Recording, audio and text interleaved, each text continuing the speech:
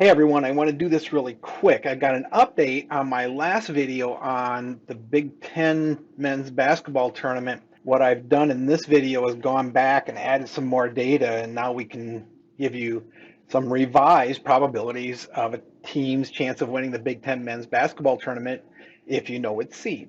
Recall the way we had done this before. We had looked at the 14-team Big Ten tournament. This is the way this has been set up since about 2015.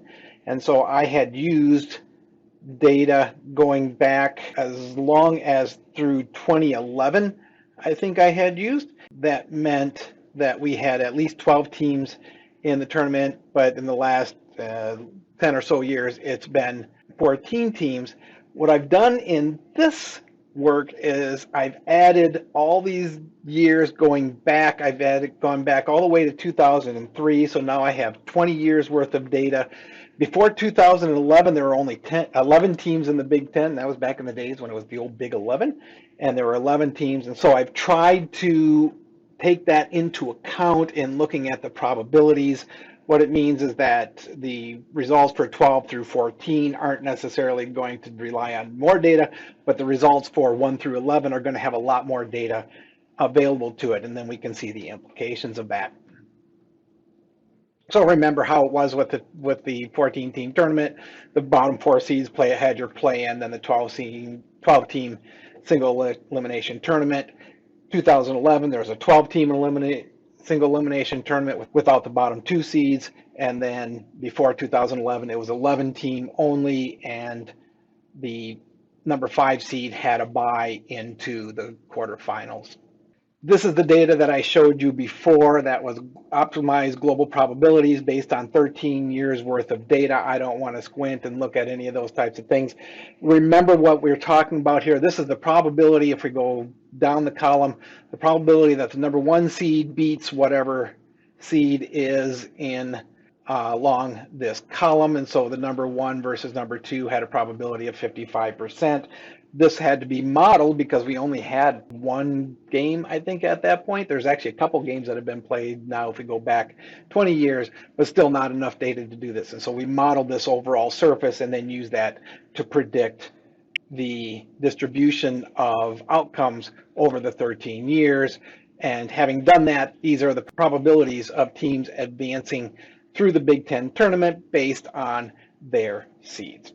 And you can look at this round by round, into the round 2, into the quarterfinals, semifinals, finals, and overall winning the championship. Be sure to watch that previous video in order to see the discussion about these probabilities and how they were obtained.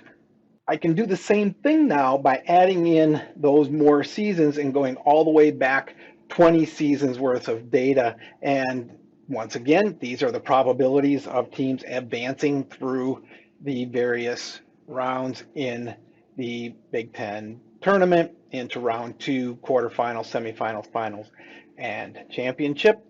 We could look at the places where there are significant differences that have been obtained with more data, and I've highlighted them here. The ones in blue are the ones that have a significant increase in the probabilities from before. So the number 8 seed has a much better chance of going to the quarterfinals. The 6 and 8 seeds have a much better chance of advancing to the quarterfinals.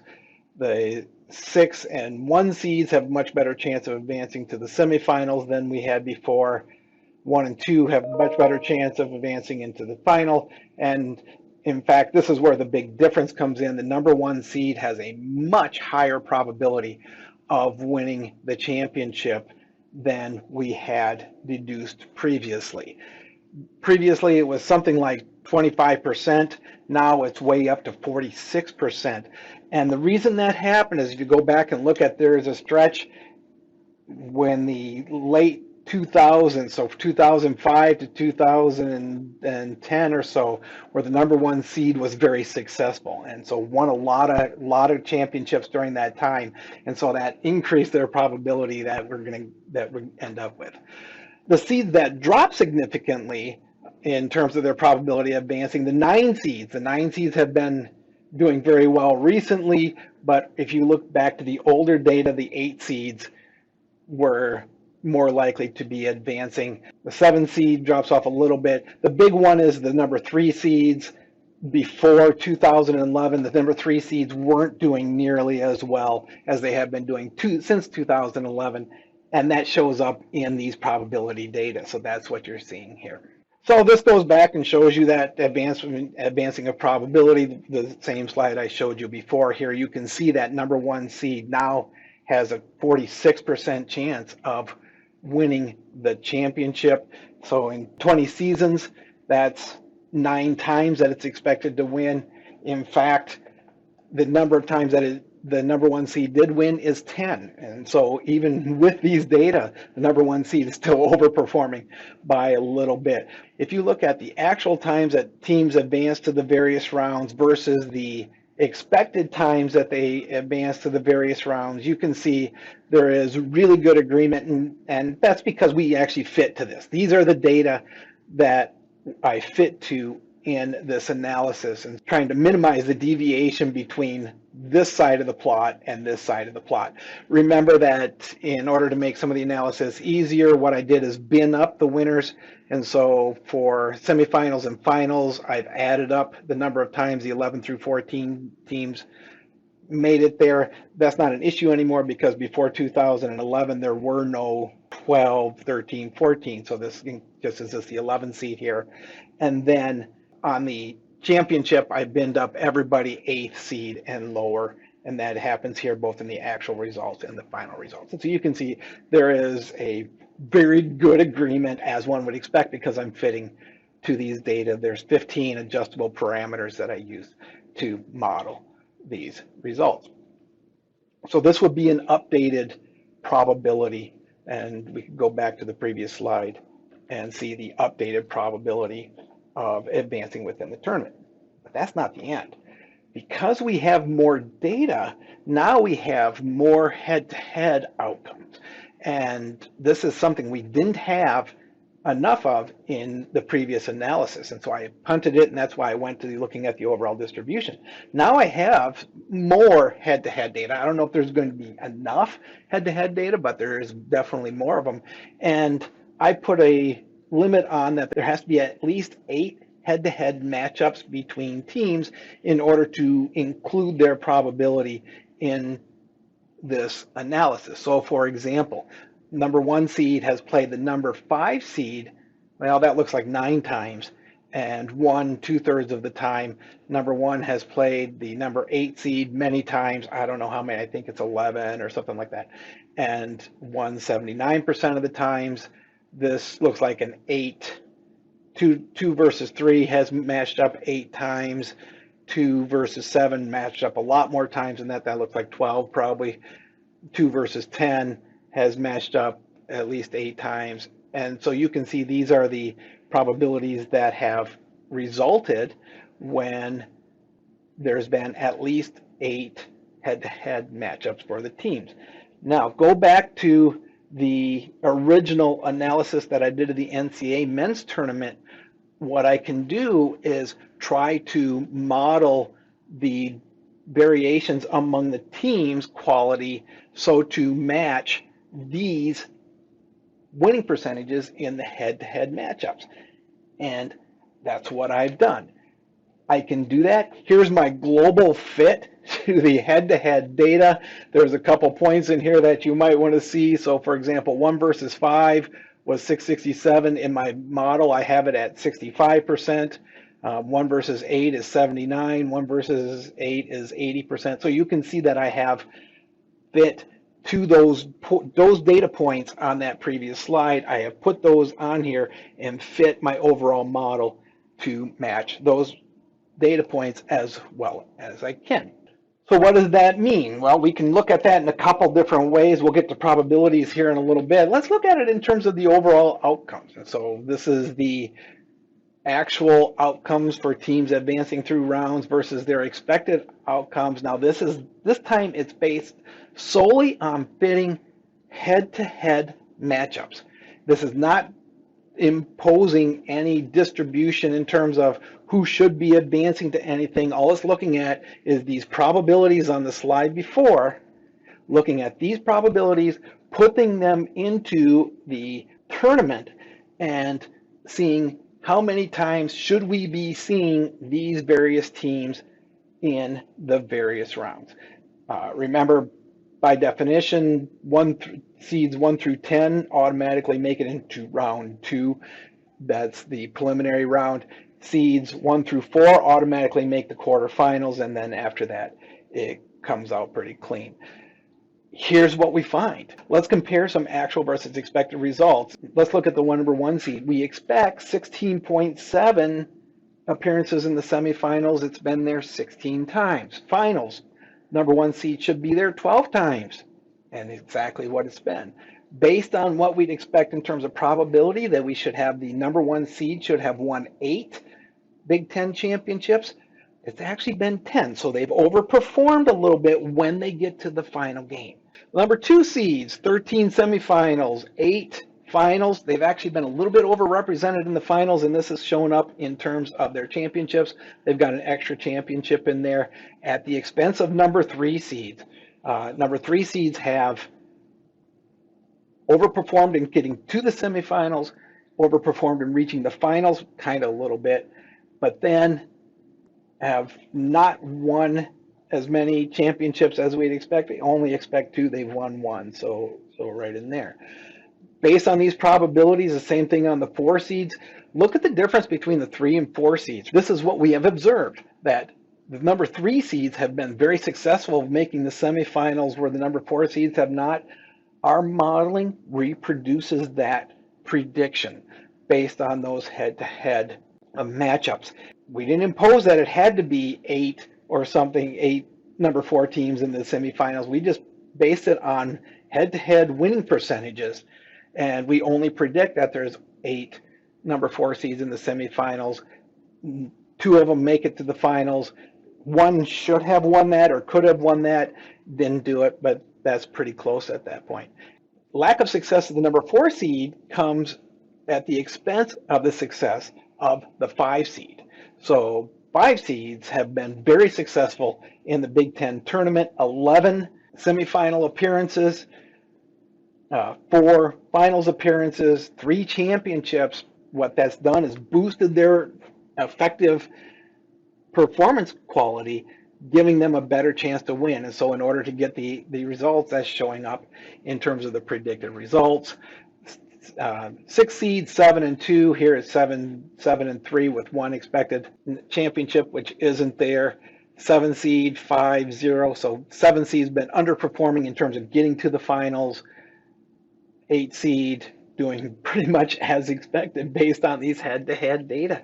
This is really remarkable at how well this is reproducing the overall distribution based solely on that winning percentage. Right? So these are the effective quality of the teams. Use that to predict winning percentages and then model the Big Ten tournament. It's not as good as what we got when we fit to the data. Okay, when we fit this distribution over here, when we minimize the deviation, we saw some better agreement, but the difference isn't near as large as you might expect. And so I'm very happy with this outcome based on head-to-head. This is why I wanted to get this video done and show this to you. Okay, given that, what is our advancement probability based on head-to-head results? These are the probabilities that each team has for advancing through the various rounds, round 2, the quarterfinal, semifinal, final, and championship game. Winning the championship, right now we're putting that the number 1 seed has about a 39% chance of winning the Big Ten championship each year. Remember, that leads to a prediction of 7.7 championships over 20 years, and there's actually been 10. I still think it's because that stretch in the late 2000s when the number 1 seeds were overperforming basically, and that they kept winning year after year. That's overperforming based on what we would expect, based on a realistic probability model. The last thing I want to talk about here is the effective seeds or the effective quality of the team. So remember, in my analysis, looking at the other video, what I've done is I have not imposed relative quality of teams in the seeds. I don't insist that the number one team is better than the number two seed or vice or et cetera down the line. And so I've allowed their team ratings to vary within reason. I do cap it at moving no more than 4 places in the seeds. So the seeds that are obtained by looking at the win-loss records, what we're going to do is we're going to say those are pretty close, but we're going to allow for variation. And given that, we can see what the outcome has been. So this is, I really like this comparison here. You can see, and this is based on fitting the data on those head-to-head data. The number one seed has been the best team in terms of winning percentages versus other teams. The number two team has actually been the second best team in over these 20 years. Now things are getting messed up a little bit. The three team has dropped off just a little bit. That was a little bit of underperformance in the finals. Is that what that was that led to that? The big one is the number four seed. The number four seed has really underperformed in the tournament. That's because they end up having to play the number five seed, and the number five seed is way overperforming. So the number five seed has been acting like the third best team in the tournament. And this is one of those things. If you look at the outcome between four seed and five seed, and they have played a lot of games, that's probably the most robust data sample I have. The number five seed is winning about 2/3 of the time against the number four seed. You should be the other direction, and it shouldn't be that lopsided. So the number five seed has been way overperforming. The number seven seed has also been overperforming by a little bit. The number 10 seed has also been overperforming by quite a bit. Those are some of the overperforming ones. The other one that overperforms, and this is the one we had before, the 13 seeds have been way overperforming compared to the 12 seeds. That's another one where 13 seeds have won 75% of the time against the 12 seeds. That has led to that differences here. It's toned down a little bit at this point from what we saw before, but these are the effective seeds. I like the fact that the number one and the number two teams have been acting like the number one and number two teams, and they've been performing exactly what we would expect for the number one and number two seeds in the tournament. What can we conclude? With 20 years of data, we have enough data now that we can create probability models using either that outcome distribution like we did before or the head-to-head data now, and I really like that. Yeah, you can get a better fit by modeling the overall results, but that's by definition. If you model the head-to-head data, the outcomes come out remarkably well. And this is far better than I expected at that point. I used a cutoff of at least 8 games, head-to-head games, in order to do my probabilities. I looked at the possibility of doing 7 games or 9 games.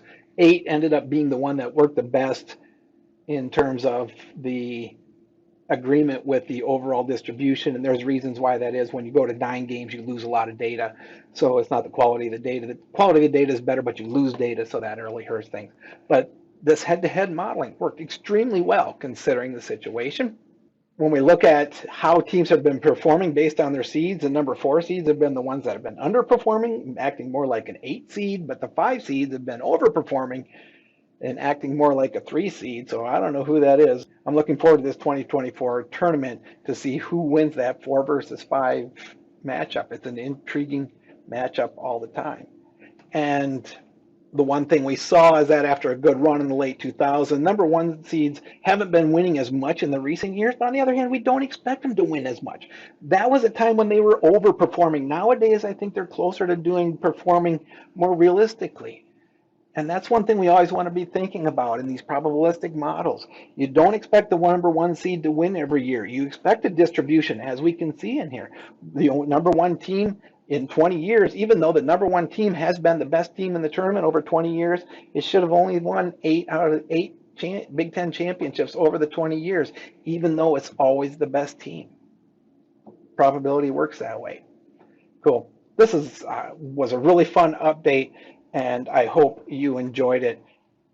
Leave a like, leave a comment on more things you would like me to see me do, and I'll keep thinking about them too.